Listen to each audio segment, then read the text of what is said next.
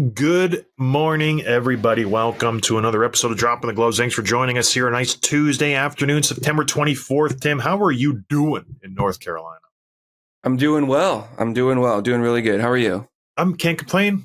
House is getting built. Baby's good. Chickens are laying eggs. Hockey season's around the corner. I'm 3-0 in my fantasy football league.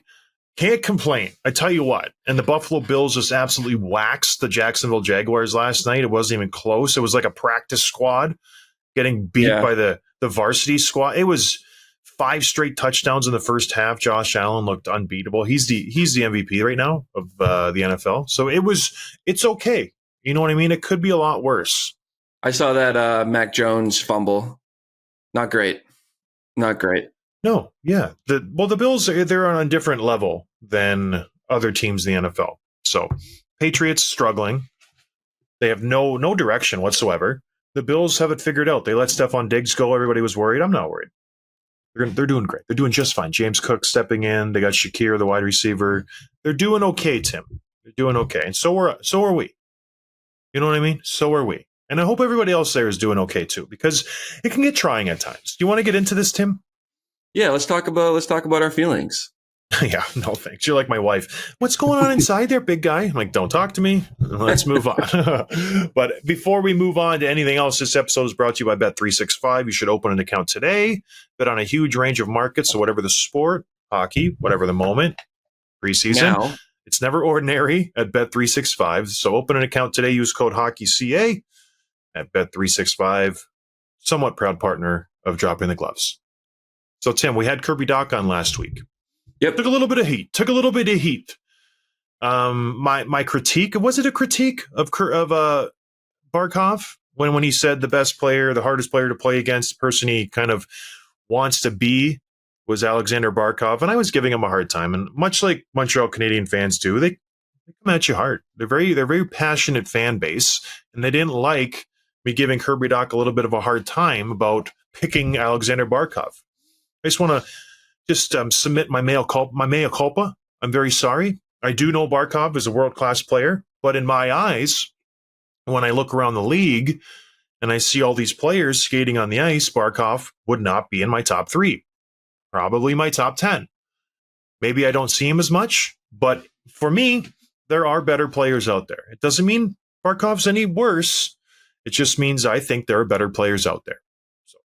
Well, I think part of it, if you're Kirby Dach, wouldn't Barkov be the perfect guy where he's got like an elite two-way game, the tall center, the long stick? Like, I think that's, if you said McDavid, Kirby Dach's not going to be McDavid, but he might be a Barkov light, right? Yeah. So, and this is also an example of like when we interview players from big fan bases like Montreal, we get a lot of like people that are listening to the show for the first time or whatever, and they just drop in because they like the player. And they don't understand your sense of humor or like how the show goes. And they see you ripping on Barkov as like, oh my God, he doesn't know how good Barkov is. What a moron. Yeah. You know, and it's like, and our listeners who listen to every show, every interview, we're not offended by that, even the Habs fans. But it was just a lot of people dropping in cold and seeing the critique and not getting it, basically. Hurts my feelings. It does. But, it's just two dudes I like Kirby Dach. He's been on the show 3 or 4 times. So it is what it is. But you can't please everybody, Tim. I think that's what you have to learn in this business. But moving on, what'd you think of Kirby? You like the third interview we had with him? Yeah, it was okay. It wasn't our best interview. I think, clearly camp started like the next day, literally. Yeah. So it was clearly a lot on his mind. He was busy. He had just skated that morning. I think he just kind of was kind enough to give us, a half hour of his time, but wasn't super engaging, and that's okay. But still cool kid, and I'm really excited for him to, fingers crossed, stay healthy and see what he can do over the course of a full year. Yeah, interesting makeup with the Montreal Canadiens team, isn't it? When you actually look at the roster and look at who they have coming up in the ranks, it's amazing that when you're constructing a team, if you're Kent Hughes, I know this doesn't fall on him totally, but it's top heavy. Like, it really is. I know, Caden Gould is good. Lane Hudson, very exciting young player. Arbor Xhekaj, the Moose on the back end. I get that. But they invest heavily in their forwards. Like, their top 2 lines, Caulfield, Suzuki, Slotowski, Dach, Laine. It's a lot of money for those 5 guys. And the production really hasn't been there I want to say win production, because they do put points on the board. It does show that you need to balance out your lineup in order to be successful. You can't just throw high end forwards and hope everything goes well. I think the Edmonton Oilers learned that lesson where, yeah, we got the 2 top guys in the league, and for the better part of a decade, they were killing it. It wasn't until Evan Bouchard showed up, Matthias Ekholm started playing really, really good. You got Broberg last year. You had some contributions from the back end that things started to maybe click, and you got some depth with the 3rd and 4th line with Henrique and Connor Brown and Derek Ryan and all these other guys. So I think you do need a little bit of depth and some help on the back end. But yeah, Canadians will figure it out. I think they're in a good spot moving forward. They're not going to be successful this year, but it was nice to see Kirby back in good spirits. 100%. Gosh, he's going to be fun with Patrick Laine. And the lines were released the day after we had that interview. And it is him and Laine. And I think it's Newhook playing on the left side. But give it some time. I want to see Slafkovsky move down to play with those 3. Just 3 mooses. It'll be incredible. But moving on. Because we did the Dach interview, Tim, because we've been doing the division previews, we still have one more to go. We'll get to it Thursday, the Pacific Division, my alma mater. Much like Michigan Tech, I spent a lot of time in the Pacific Division. We'll do that on Thursday, but we've missed a lot of stuff. People are clamoring. They want to know, what does Tim think of Don Sweeney and the interaction between him and Jeremy Swayman and Suck It Up Chicklets and all that situation in Boston? What does John think about Radko Gudas and the Anaheim Ducks being named captain? What are the Sabres ever going to name a captain? So we're going to do a little spring cleaning. Even though it's the start of summer, Tim's calling it the chaos episode. Isn't that right, Tim? That's right. Yeah. And part of it's because there's so much news, like you said, we haven't covered, and there's no particular order to this. I wanted to just rifle through these notes as I collected them over the past couple of weeks, and we'll just cover these things as they come up. So let's start with the Sweeney one you mentioned. So he spoke last week at the presser to kick off their preseason and rookie camp and all that. And he was asked about the report from Ty Anderson, our old friend of the show, about the report that he was not returning Swayman's calls, basically. And he lit into it was kind of directed at Ty for asking the question, but it wasn't at Ty. It was at Biz and some of the other guys. But basically he said that was completely incorrect. And this is a report that came out from Biz on Chicklets, and basically saying he's a great entertainer, but you can't just present this stuff as fact when it's not. And so he said it's not true. The report, and this came from Friedman a day or two later, said they're at 8 years, both sides. It's just the number, which is not surprising. But he sounds like Swayman is not willing to budge, which I don't give him a hard time for it. I don't blame him for that. But they're preparing to start their season without Swayman at this point. He's not there for camp. I'm sure he's working out, but he's not part of the team right now, and he doesn't owe them that. He doesn't have a contract. You know what I mean? Yeah. He's not like withholding services, as someone put it on Twitter a few weeks ago. It's like he does not have a contract. He doesn't owe anyone anything. So it's very disappointing as a Bruins fan because you want him in the net, but the man needs his money. He deserves it. So I think this is more on the Bruins. Yeah, and like we mentioned before in past episodes, his agent has told his players and gotten his players to hold out throughout camp and into the season. So this is not something new for that agent and his player. The big thing that I took from his comments, obviously aside from, going at Spit and Chicklets and calling them and saying, hey, you are a part of the media now. What you say does matter. You can't just go and throw these unfounded accusations everywhere. That's not true. You guys do have a following. So that's something you got to be responsible with. And even someone on our own network, Frank Saravalli, has been called out for that a little bit, where he says something, he has to, defend it a little bit. And I think I might have done it once or twice. A week.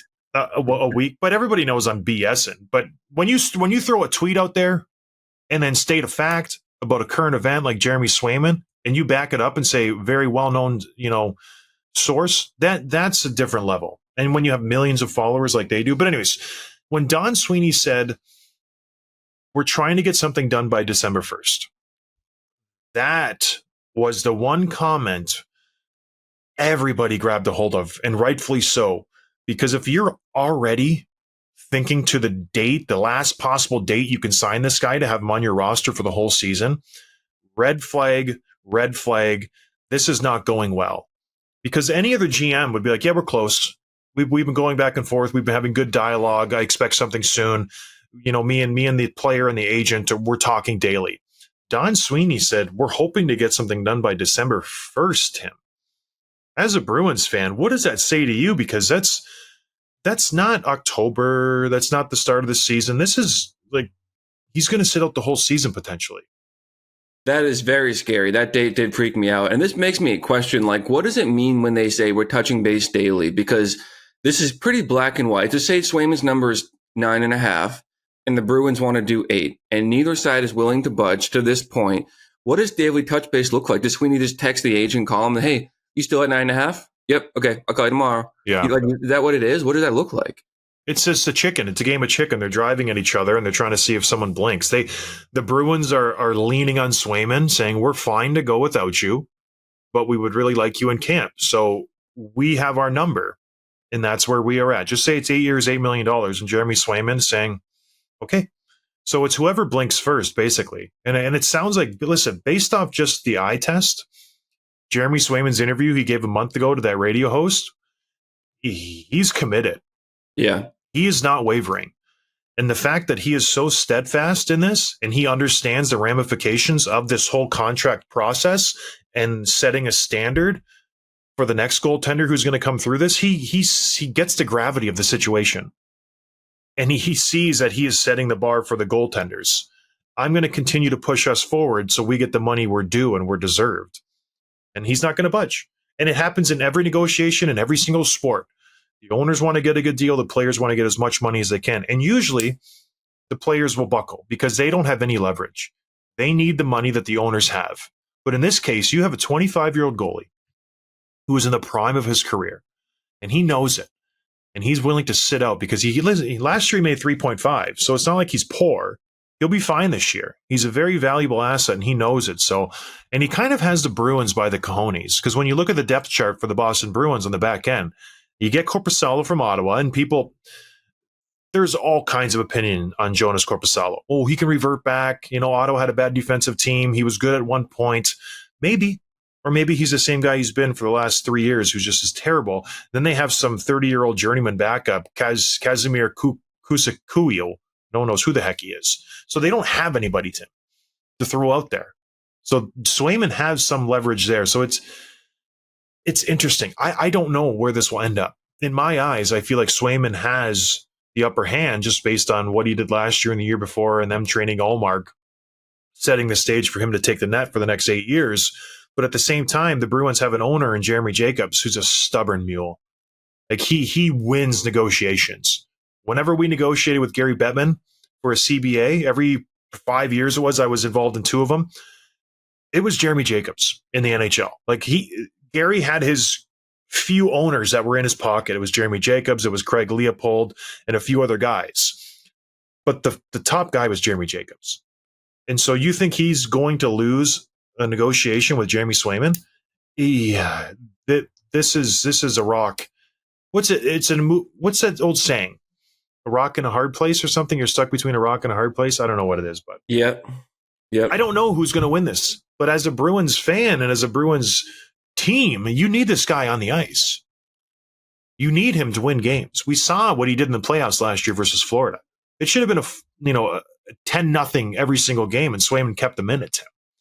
So if you think that's going to change this year just because you bring in Zadorov and Elias Lindholm, I don't know. Swayman has to be good, very good for them to compete. And he's not in net right now. He's not even in camp. So it's a huge deal that he's not there. How do you see this ending up? I keep wanting to be an optimist and say they're going to sign for somewhere 8 years by 9. It gets done before the season starts. That's looking less and less likely, but until the season comes, I'm going to assume he gets the deal done before that. The only part, like you said, that really freaks me out is that whole December 1st comment, but I'm going to assume this gets done. It's too important to not get done. Yeah. Well, they have 8.6 right now in cap space. So if he wants 9, north of 9, they still will have to do some maneuvering to get cap compliant, but that shouldn't be that big of an issue. You just send down somebody or waive somebody. It is what it is. Yeah. I think Jeremy wants to set the market. I think he wants to be 10 million plus, which would be a disaster for the Boston Bruins. An absolute disaster moving forward. If that's the case, we'll see. Only time will tell for the Boston Bruins. They made this bed by trading Linus Allmark, and now here we are. fast forward 3 months, and they still don't have Swayman signed, and they're already midway through camp. They got Jonas Korpisalo. Well, all right, moving on, Tim. What are we talking about next in this chaos episode? It's already so chaotic, I can't handle it. Some of these will be pretty quick hits. There was a report that Jason Robertson from the Stars had surgery on his foot on July 31st. He's been non-weight bearing the last 6 weeks. So he's coming off of that right now. He won't skate to start training camp with the main team. He'll miss the majority of camp. So I would expect him to be ready for the season based on these comments from Jim Nill. But, he might have a little bit of a slow start just because he hasn't been able to skate, hasn't been able to train. It does affect you. It won't have a huge impact on the Stars. They'll win the games. But in fantasy hockey, if he starts off slow and you're looking to buy low on him, he'd be a great guy to trade for in November or something when he only puts up, less than a point per game when he's good for more than that.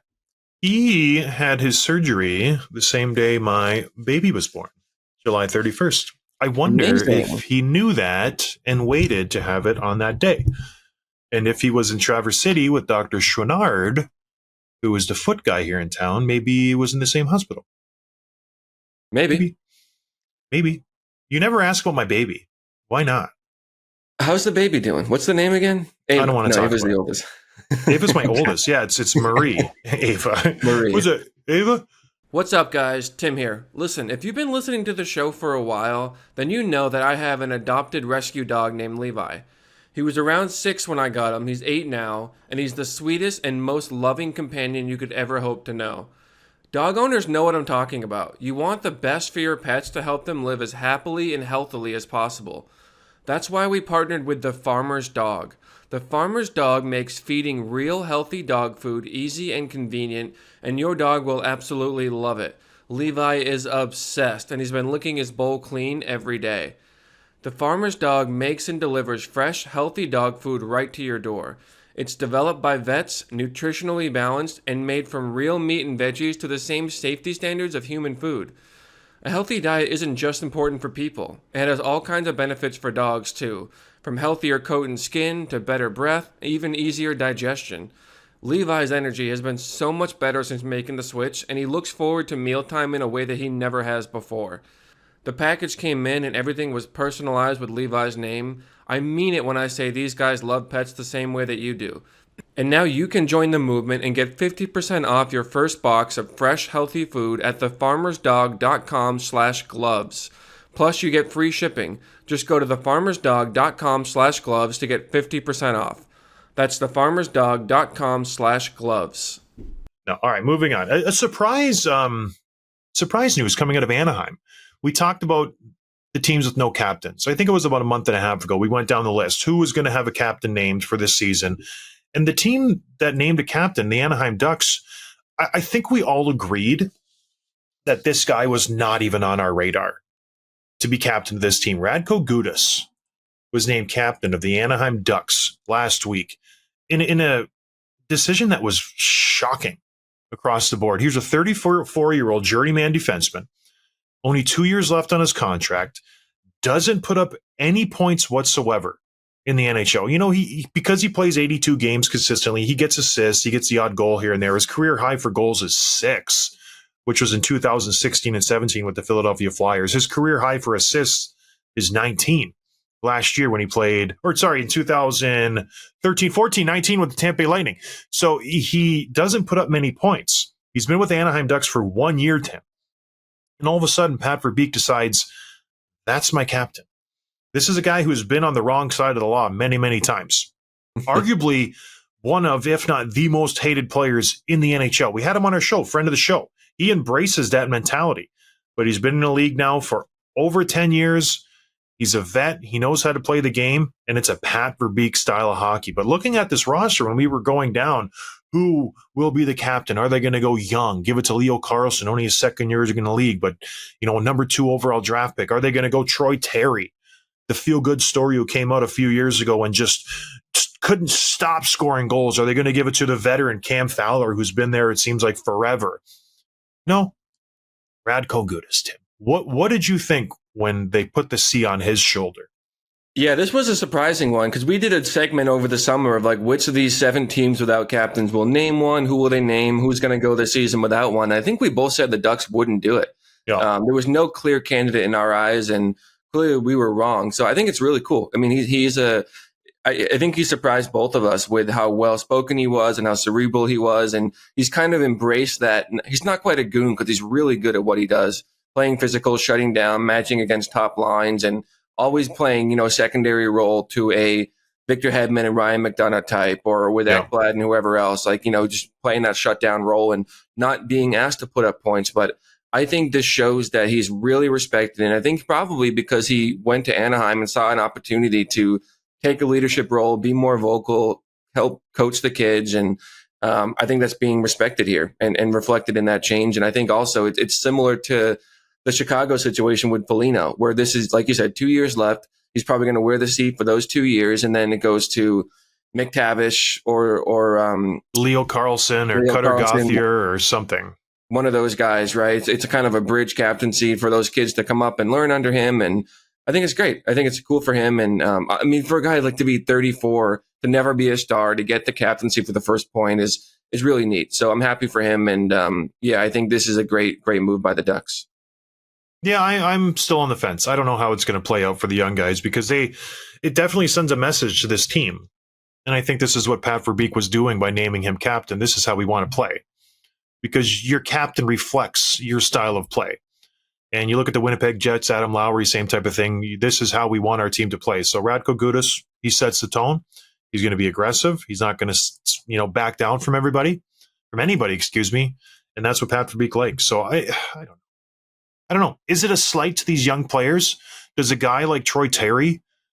I think of Cam Fowler. He's been there for like 15 years. Yeah. So does that happen where these players who have invested the time, were high draft picks, have been there forever? All of a sudden, Radko Gudas comes in for 1 year. 1 year, Timmy was there. And he's named captain the very next year. So to me, that would create some animosity, maybe some friction in the room, which maybe Radko Gudas will have to address. But hey, the GM gets to choose a captain. And I personally, I don't think it's a good move. But I don't mind it because I like Radko Gudas. But just from a team perspective and building a team, I don't know. I don't know if this works, but he is I would go through a wall for this guy.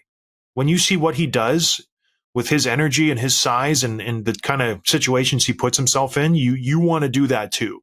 So it is very kind of, you gravitate towards guys like that. Well, that's kind of what I was meaning too by he probably changed a lot last year going into a new team, young team, up and coming franchise. I bet he made a lot of changes in how he approached the game, how he conducted himself in the locker room, the leadership, being vocal. I think he saw that opportunity and ran with it. So I think the Radko Gudas in Anaheim over the past year and a half was different from the Radko Gudases of the past. Probably pretty intentional. I don't think he ever had the intention of being the captain next year, but just taking on the leadership role, and he earned the respect of the management because of it. So I think it's probably a different Gudas than we've seen before. I agree, but still, 34, that type of defenseman, strange. You don't see it every day. Usually it's a skill guy, a number 1 overall draft pick who gets to see. I like it. All right, moving on. Kevin Adams, GM of the Buffalo Sabres, another franchise doesn't really have a direction, has some good young pieces, much like the Anaheim Ducks. He says they will name a captain this season. They lost Kyle Okposo last year. They traded him at the deadline. He went to Florida, wins a Stanley Cup. They have a vacancy. Bucking the trend of teams not going with the captain, he says he will. He will name it before the season starts. So there are obvious contenders to him. Friend of the show? No, never mind. Ghost of the show? Rasmus Dahlin. We got Tage Thompson. We got friend of the show, Dylan Cousins, the Alaskan assassin. Where's he from? The Yukon Jackknife? Workhorse from Whitehorse. Workhorse from Whitehorse, Dylan Cousins. There are some players who potentially deserve to have that C on their chest. Right now, if you're Kevin Adams, Tim, you have a gun to your head. Who's the captain? Yeah, it's Dahlin. I think he's the best player on this team. He's the leader. He's been there for a few years now. He's played under the pressure. I think he's the obvious pick here. I know he's not the tallest, but he's pretty tall. He is tall. You know what? I'm wavering on my Tage Thompson support based on last year. I didn't like how he handled himself. I think in this room, I think Dylan Cousins is the guy. I truly, honestly believe that. He gives a little bit of, offensive output. He's not completely inept like some guys are. He puts points on the board. He plays a responsible 200-foot game, but he has that it factor. You know what I mean? Where guys want to rally around him. If you need a big hit, Dylan Cousins will make that big hit. If you need a fight, he'll fight. If you need a big goal in the World Championships after the season, he was lights out. He played terrific in the World Championships where he was putting up goals. He was arguably Canada's best player. I know Rasmus Dahlin is a Norris caliber defenseman. I know Tage Thompson is an all-star center who's 6'6". He's a moose of a man. In the room, you want someone that guys look at and go, okay, yeah, we got to go. And I think that guy is Dylan Cousins. So I think Kevin Adams respects that and will acknowledge that. Gosh, I think Dylan Cousins is the guy. I changed, obviously. I thought it was going to be Tage Thompson, but, life happens. And I think it's going to be the Yukon workhorse, Dylan Cousins, who will be named the next captain. Those two guys will be A's, Tage Thompson and Rasmus Dahlin, and maybe they'll give, 2 A's to Owen Power and Alex Tuck for the away A's or whatever, but it's Dylan Cousins. You can lock it in. That's the answer here. We'll find out. Another friend of the show gets a captain. What we just breed leaders on this show. We don't get guys on this show who are followers. Leaders. Did you know that the Bruins are naming Zadorov captain? No, they're not. Yeah, they are. He came in. He said, "This is my team. Call me Big Z. I'll be number 33, and I'm the captain now." Time to move on. Turn the page. All right. Speaking of Kyle Okposo, he retired. Tim, did you know that? I did because I made this agenda, so I knew that. Yeah, don't tell people that. So what did he have to say in his retirement announcement, Tim? Well, he was just super gracious about it. This is one of the better stories because he was the guy that, got the cup handed off early. He had a career-long, over 1,000 games, Olympic snub, in my opinion. I want to say it was 2014 when he led American players in goals at the point where the team was selected and didn't make the team. Someone fact checked me on that, but it was just a guy that was probably underrated. And I saw some highlights of him, and he was really good in his prime. Oh yeah, he was a 30 goal scorer. He moved really well, and he could hit really hard. Anyway, announced his retirement, and he did it going out on top, finally winning the cup with Florida. So good feel-good story from, by all reports, a great guy and a great player. So really cool for him, and we could all only hope the best for that for ourselves as well.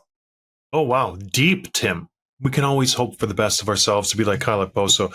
But yeah, great player. You touched on when he was in his prime with the New York Islanders. He was unstoppable. They had a few guys who were just really, really hard to play against, and he was the lead guy. He reminded me of a Zach Parise. Very similar type players, just like a dog on a bone when they're chasing the puck. And he was very, very, not as offensively gifted as Zach Parise, but still consistent. He's going to get you 20 to 25 goals, and he's just relentless. Absolutely relentless. He cashed in with the Buffalo Sabres, signing a 8-year, $6 million deal. So he got his money, but good for him. Going out on top. That's nice to see. Not a lot of guys get to do that, but good for Kyle Okposo. All right. What else are we talking about, Tim? Yeah, this next one's a little bit tricky, and I thought about not even including it for the reasons we'll get into, but I think it's worth talking about just because it's big news and it's a big team and a big name.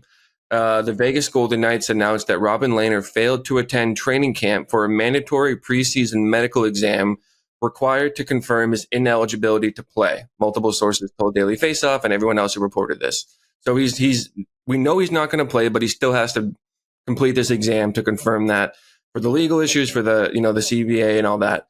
The GM, Kelly McCrimmon, said, quote, "will not be reporting to the club this year. He continues to be unfit to play. There are unique circumstances surrounding the situation that the NHL, the NHLPA, and Vegas are working through. Collectively, we are assessing our next steps, and then we have more to say. We will." That all came from the team and from the reporters who covered it. It seemed like Robin Lehner was a bit surprised by that. And this is where we get into not totally clear what's going on, maybe a misunderstanding of some of the formalities of what needed to happen. Because a couple of days after this, Robin Lehner put out a short statement saying, quote, "all I can say at this time is everyone knows why I couldn't be there. I am waiting calmly for things to be sorted out." His issues are he's been very outspoken about it and not being able to play for whatever he's going through mentally and otherwise. But it's a kind of a strange situation, and it's sort of unfortunate that it turned into something that not quite ugly, but did not need to be, I don't know, happen the way that it did. It's it is what it is. That Kelly McCrimmon statement seems like a PR kind of saving grace. Like, okay, maybe we made a mistake. Let's backtrack. I talked to Robin. Everything's okay. Don't get mad at us. The Vegas Golden Knights seem to always do the wrong thing when it comes to dealing with players. Whether it's Marc-Andre Fleury, whether it's other, Jonathan Marchessault, whether it's all their high-end guys are important players, and even their not important players, they just mess it up for some reason. And it just becomes a PR nightmare, and they end up screwing the players over massively. And so I can't think of any players that leave that city with a good taste in their mouth. Can you? Even I'm not going to put a word in anybody's mouth, but it seems to me players go there for the allure, a good team. They do everything they can to win the Stanley Cup. The Vegas, nightlife seems very exciting, and it's a good place to live off the strip, we've heard.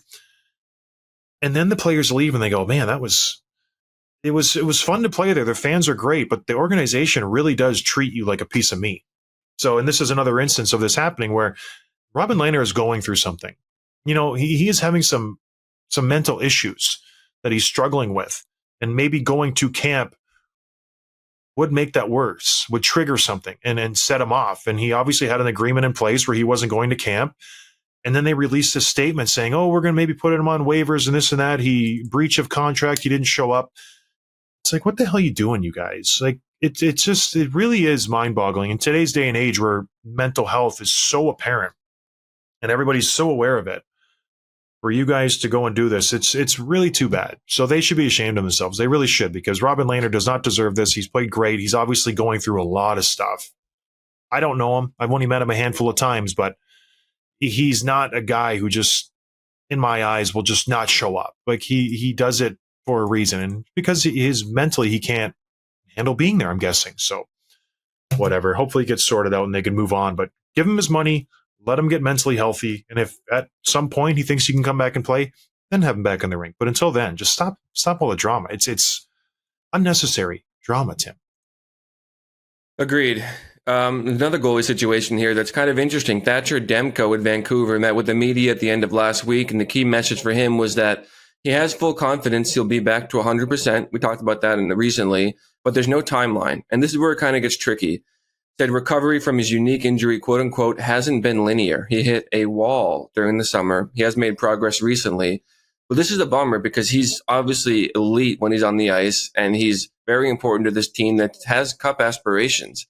They had Shelovs, who played last year, who played really well under the circumstances and being thrown into the gauntlet during the playoffs. But I don't know that he wants. I mean, Demko's their guy, and Shelovs looks like he had a little bit of an injury he was dealing with this summer. He looks to be ready to go.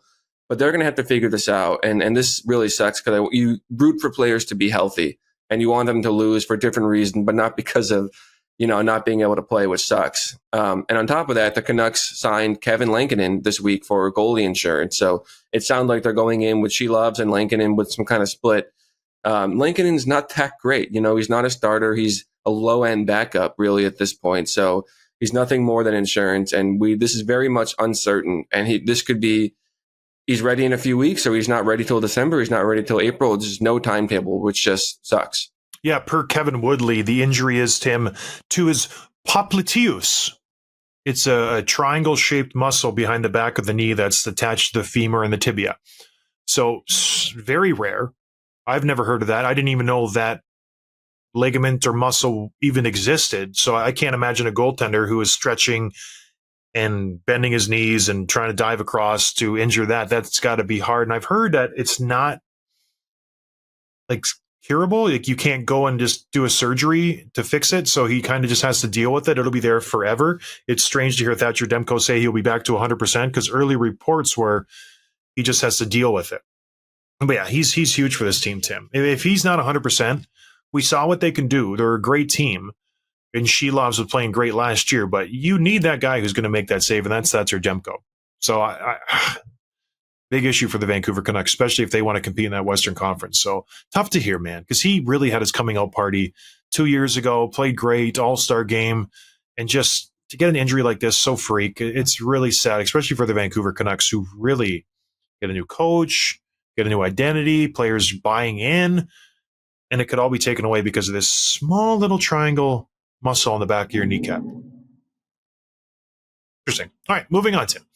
Yeah, the big news dropped this week. Mo Seider signed a 7-year contract with an AAV of 8.555. Giving his age, I think, and he's young. We talked about his stats offensively coming down after 50 points his rookie year, but he was getting the most difficult matchups. He was getting the D zone starts. He was getting teams sort of figuring him out a little bit. He wasn't the new kid on the block anymore, but he still has the ability to put up some decent points. He is one of the only defenseman who had like 100 hits and 100 blocks last year, something like that. He doesn't fight, but he doesn't need to. He stays in the lineup, doesn't miss a game. And we factor in like where the contracts are headed. This is a huge win, I think, for both sides. The part that I, want to get your reaction to, maybe it's nothing, but it was curious that it's 7 years and not 8. Does that mean anything? Or what's the factor for that? Well, I think the factor from what I read and from what I've heard is everybody in Detroit wants to be under Dylan Larkin's $8.7 million. So if there was going to be an 8th year, it would have been more than the $8.7 million. But just for an optics of a team, for whatever reason, they did the same with Lucas Raymond, where his contract comes under the 8.7. Mo Seider's is under the 8.7. And it's weird that I heard that or read that and they talked about it, because it would make sense that he would want to make more than Dylan Larkin. But I think that's the reasoning behind it. If there was an 8th year, they would want a higher term to make it $9 million or whatever the reason, or 8.75. So it works for Mo Seider in the end, because he will be 30 years old and a UFA and still be an incredible defenseman and set himself up for an even bigger raise. But yeah, good deal for the Detroit Red Wings. I think that's right where he should be. He's consistently averaging 42 points a season. He gets the hardest assignments, like you said. So the guy's a stud. He's 23 years old. You got to pay him. That's the way the game is played these days. And days before that, they signed Lucas Raymond to $8.075 million. He's 22 years old, coming off his ELC. So they invest $16 million to these two guys, and that's it. Here's Steve Yzerman. The plan is set. You got Larkin, Raymond, Seider, DeBrincat. That's it. Those are your 4. And obviously you got Kopp and Comfer and Tarasenko and a couple other pieces. But those 4 guys, that's your core moving forward. Seider, Larkin, Raymond, DeBrincat. Is that good enough, Tim, in your eyes, to win a Stanley Cup for the Detroit Red Wings? To me, personally, no. Probably what do you not. think? Probably not, but I think Seider alone is good enough to be a number 1 defenseman. Yeah. And we talk about like so much of like the blueprint for the young modern defensemen are the Quinn Hughes, Cale Makars, the up and coming guys like Lane Hudson and Brock Faber and all these kids that just skate like the wind and put up points and don't need to be physical. But that just makes guys like Seider a unicorn, where he's got the height and the reach and the physicality and is able to keep up, even like a Brady Tkachuk. There's not many people like him that can put up the points and take on the responsibilities they do while also doing something that most young kids are not willing to do anymore. So he's a really, really special player, and just the home run for Yzerman. Remember, this was a very risky pick at the time. He was a 5th, 6th overall. 6, yeah. Was way further down the board, wasn't scouted as much because he was coming out of Germany, and has just been an absolute slam dunk home run. So good for him, friend of the show. Hopefully we'll get him back on the show someday. Yeah, we will. But going back to the defense, this is another team that their defense is atrocious. Well, when you look at this team, very top heavy, much like the Montreal Canadiens. They do have the most Seider, but after that, Sherratt, Edvinsson, Petrie, Gustafsson, Olimata, journeyman defensemen who've kind of been around the block, bounced around the league a little bit. And Steve Yzerman has paid all of them a decent amount of money to be in Detroit. Like Sherratt's getting almost 5, Justin Hall's getting 3.4, Olimata's getting 3, Petrie's still getting 2.4. So it's a really bad defense. And I mentioned it, I think, a couple weeks ago. Seider needs a swift puck-moving defenseman to be his partner. He needs someone to take the weight off of him a little bit. He plays with Ben Sherratt. It's just not fair to Mo Seider. I think you should have kept Shane Gostisbehere. He was a really good defenseman for you. I don't know why they let him walk. I'm not a GM. I don't have a Yzer plan, but to me, that was a mistake. You need to have someone to run the first power play unit. How about Jake Wallman, too? Traded him this summer. Yeah. I don't understand the reasoning with Detroit. They're trying to go old school. Jim Harbaugh, we're going to run the ball. It's like, no, you need defensemen who can break the puck out. I get, you're going to be tough to play against in front of the net. I understand that. You better be, because the puck's going to be in your zone the whole time. because you aren't able to break it out and you aren't able to sustain ozone pressure when you don't have those guys. So we saw how it worked out last year. You came out hot and then you fizzled at the end of the season and you weren't able to make the playoffs. So they have great forwards, just nothing on the back end. All right, moving on, Tim, in this chaotic episode. Rick Nash has been named the director of hockey operations for the Columbus Blue Jackets. I think much deserved. He's obviously very important to that city, that franchise. I would say that franchise. He's probably not a household name in the city to the average person, unfortunately. But yeah, really good for them. And obviously, this is a team we'll keep an eye on just because it's going to be an emotional year for them, and he'll lead a lot of that, I think. Best, probably the best pair of hands I've ever seen on Rick Nash for his size. Yeah, the guy was huge. Just so good, Tim. He was like a Matt Sundin, but just with better hands. Anyways, moving on. Dylan Guenther signs a deal with the Utah Hockey Club. 8 years, $7.14 million. Good deal, bad deal? Utah locking up their core. Tim, what do you like of this? Well, I really like the player. I've talked about him. I'm going to talk about him more in the coming weeks. I think he's a great young player. I think what we talked about with Craig Morgan, how he was the one that stood out to him for how hard he works and his game and all that. The thing with him, though, he's only played 78 career games. He's played 2 years. I think the first ELC year was burned. 24 goals, 50 points in 78 career games. Good when you consider his age and the team that he was playing on. He's a very, very good player. But it is kind of funny. Can you imagine a guy who had never even played a full season getting an 8-year deal at this term? Like, it's just crazy. But it's a little premature, maybe. Do you I think? Don't know. I think he's the next one. I would say he's one of the next stars in this league, in my opinion, as a goal scorer. I don't know if he's a complete player yet. We'll find out, but I think he probably will be worth it. But it is funny how these things shake out, where you earn the deal first, and then you get the deal first, and you earn it later. You know, Tim, he got. I know it was only 45 games, but he only got 35 points last year. This guy signed it like. This is $56 million he just signed for 35 points. A little premature? Maybe. What's the alternative? I mean, like a bridge deal or something? Or let him play out this season and negotiate in the offseason and see how this, like, get a little more sample size to see maybe he just had a hot spell for the end of the season. I don't know. To me, that's a little bit much for a guy who's only played 35 games or 45 games, excuse me. But good for Utah. They obviously see him. They drafted him.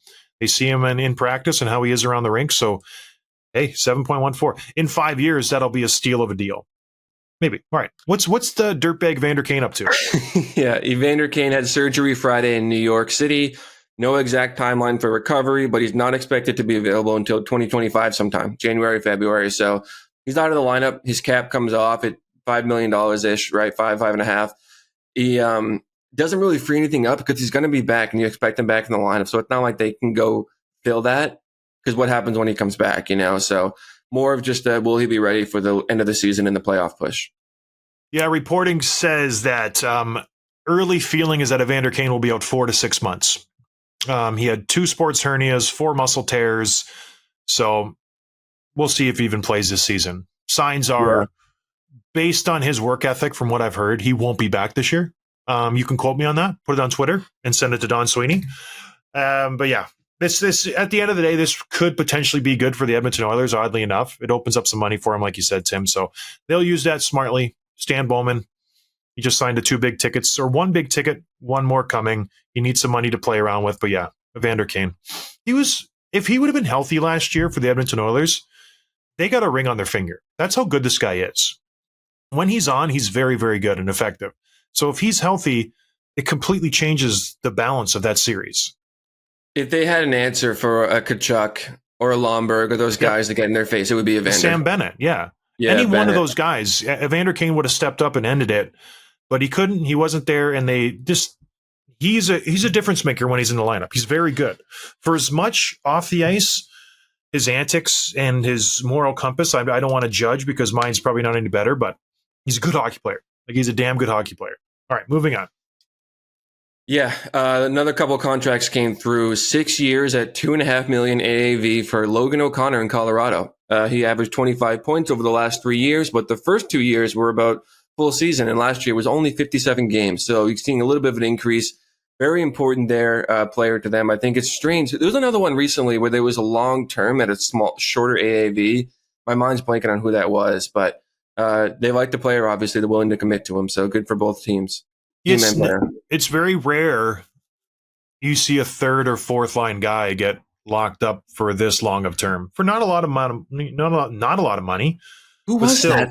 Yeah, 6 years at 2.5. That's a substantial contract for a player who is a third line guy who doesn't put a lot of points on the board, and he's 28 years old, so it's not like he's a spring chicken coming off his ELC. So interesting move by the Colorado Avalanche. We'll see how it plays out, but yeah, not a huge detriment if he doesn't pan out. Tony DeAngelo. It was Nick Paul. He signed 5 years at 3.15. That's what I was thinking of. I'm glad you got that off your conscience. And just that was going to ruin the rest of the show. Tony DeAngelo should have been friend of the show. I don't know why it didn't happen. Tim was worried about his politics and people, not. Were you? No, we've never talked about having him on the show. Oh, I feel like we should have. Now he's in Russia because he signed a 1-year deal with SKA St. Petersburg to play in the KHL. Their season's already underway. I think they played 4 or 5 games so far, so he will join up with that team. Chris Tierney also left to go play in Russia. I don't know where he's playing, but these guys, they tried to tag on with an NHL team. Maybe sign a PTO. None of that came to fruition, so now you'll see a mass exodus of guys going to Russia, cashing in, playing in the KHL, where the hockey is not nearly the same as the NHL, and make a boatload of money and also try to dodge missiles because they're in a war with Ukraine. Fun stuff, Tim. Yeah, it's surprising to me that he's so talented and he puts up points everywhere in any situation, and he's a right-handed shot, which a lot of teams need, and for whatever reason, off the ice, on the ice, he's just not worthy of a contract, or maybe he just didn't like the offers he was getting. And so we've seen what? It does go to show you that off ice has a huge impact. When you're not a superstar, when you're not like one of the top end guys, you have to kind of toe the line and be, friendly, play friendly in the sandbox. You can't just be this prick and expect GMs to sign you. And he's burned bridges wherever he's gone. And he's very outspoken with his beliefs, and right or wrong, you can't do that. So he's seeing the cause and effect of how he's been acting. So he can have fun in Russia. I bet you he'll miss the USA when he's over there. But, he's a good player. Like you said, he puts up points. I think everywhere he's gone, his career high in points is 51, Tim. 53 he had with the Rangers. Like, the guy's solid. But he rubs people the wrong way. 53 running power play too, by the way, because of Adam Fox. Like, it's crazy. The next one here, probably the last thing we'll get to today. Cole Perfetti signed a bridge deal with the Winnipeg Jets. He was the last remaining RFA besides Swayman and another guy that's not important. 2 years at $3.25 million AAV. I think it's a great deal for the Jets and the player. He still is one of those guys that has a lot to prove. I'm glad they didn't give him 7x8 or whatever. Good cap hit. Perfetti can get back into the lineup, outperform that AAV, and just give that a chance to prove himself. And I think it's a smart one. This is probably similar to what Guenther could have done, but this is really good for the Jets. Yeah, good deal. I got one more thing, Tim. Igor Shesterkin. So he's going to be a UFA next year. They've been negotiations between him and the New York Rangers ongoing for forever. They want to re-sign him, but it just hasn't happened. He released a statement saying if things don't happen in the next 2 weeks, he doesn't want to negotiate during the season. He wants to be focused and keep distractions to a minimum during the season. Where does that leave him? Because he's watching the Jeremy Swayman situation. Yep. He wants Swayman to set the market so he can go and top it. And so if he's asking $12 million per, which sources have confirmed that he wants $12 million. What do the New York Rangers do in this situation? I know you don't have anything in front of you on this and that, but that news just got released that this guy could potentially be a UFA next year at 28 years old, coming off an incredible season. He's been rock solid for the New York Rangers. The Rangers don't have enough money to sign him. They still are in salary hell with the players that they have with the Trocheck, Kreider, Zibanejad, Panarin, Fox, Trouba. So they can't afford $15 million or $12 million for Igor Shesterkin. What happens then, Tim? And then just a quick answer, but what do you think of this situation? Yeah, this is tough because when guys say that, and it's totally fair, right? Like, hey, I don't want to talk about negotiations during I think Seth Jarvis did something similar. Like, I want to just focus on playing hockey. Let's talk next summer, which is totally fair to do, but it puts an immense amount of pressure on the situation because it really tightens the window for the negotiations to actually happen. Now, it's assumed that the player and the team, both with the best of intentions, want to make a deal, get it done in June, July next year, whatever that's going to be. That's still not a lot of time. And you have to think of like, when does the Swayman deal get done? How does that impact things? If he wants $11, $12 million, first, are they willing to pay it? Two, do they have the cap space for it? Like, and then what other deals come between now and then that might impact that number? So, like, if Swayman signs for 8, if he relents and signs for 8 or 8.5, can Shesterkin really ask for 12? Is he that much better than Swayman?